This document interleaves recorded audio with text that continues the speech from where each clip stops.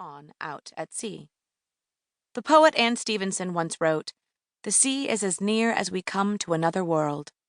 I feel the truth of these words when diving in the ocean, listening to the fragile in and out of my breath against the vast silence of the sea, watching the watery murkiness resolve into a new world so unlike my own.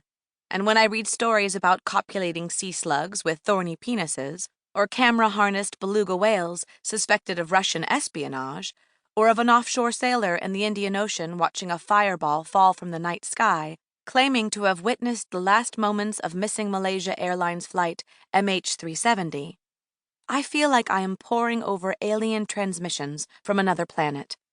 Something huge and shadowy and important is going on out there in the lifeblood of this planet, the world's greatest ecosystem, the hidden force behind infrastructure, weather, and our daily small talk about the weather. The watery surface is a place of transit and trade. The seafloor a place of connection, finance, communication, and untold riches. All these unfathomable connections lead to a greater story of change just beyond the horizon. Stories about the sea are different. The stakes are higher, the sacrifices dearer, and the rewards richer for those who risk crossing the water. The people who are out on the ocean every day know its life better than anyone else. People of all races, motivations, and professions who have the most up-to-date insight into the last great mystery here on Earth. In 2015, I set out on an extended listening tour to find out what people were doing in this vast space that we know so little about. I started with a simple question. What do people want from the ocean?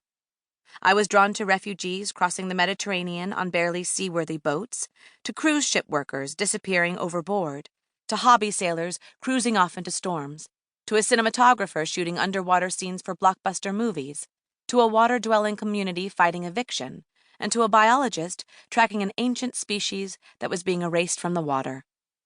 I was curious about how someone's stature affected success at sea, how larger constructs like laws, nationality, storytelling, and science worked on water. I had a suspicion that the unbelievable stories that drifted back to land ran much deeper, caused by a friction between natural and man-made rules.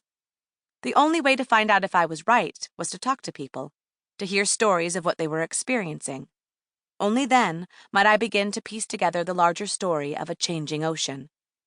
Each person I met along the journey gave me insight into a question that turned out to be anything but simple. It would be impossible to catalog in a single book all the 7.5 billion reasons humans are drawn to the sea. I split my focus into motivations: working, migrating, cleaning, creating, adventuring, and researching.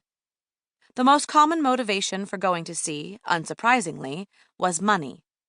According to the National Ocean Service, every year 3 million Americans work on the ocean, in fishing, oil and gas, tourism, the Coast Guard, and many other industries. Multiply that number by 1,000, and you get 3 billion people worldwide whose livelihoods, the United Nations Environment Program tells us, depend on the ocean. Another obstacle I encountered was that as soon as I said ocean, people assumed I was writing a book that would appeal only to die-hard environmentalists. I found that extraordinary. So much more is going on at sea than what is tidily compartmentalized as environmental. Shipping routes wrap around the globe like a ball of twine, transporting over 90% of the objects we use every day. We pump oil, the modern world's lifeblood, from the sea floor. And in the future we plan to harvest even more energy through offshore wind farms and wave power. The majority of internet traffic, financial trades, and Google searches hum along fiber optic cables laid across the sea floor. When I tried to interview an Alaskan fiber optic cable company installing the first subsea cable through the legendary Northwest Passage, its public relations team probed for my angle.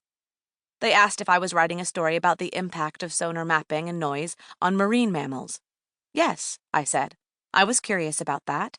But I wanted to know about the Arctic communities that would benefit from high-speed internet and the challenges, both financial and technical, of installing infrastructure in an ice-locked waterway that is only now, thanks to a changing climate, becoming navigable. The company connected me with a ship captain who was laying their fiber optic cable along the sea floor. The captain couldn't figure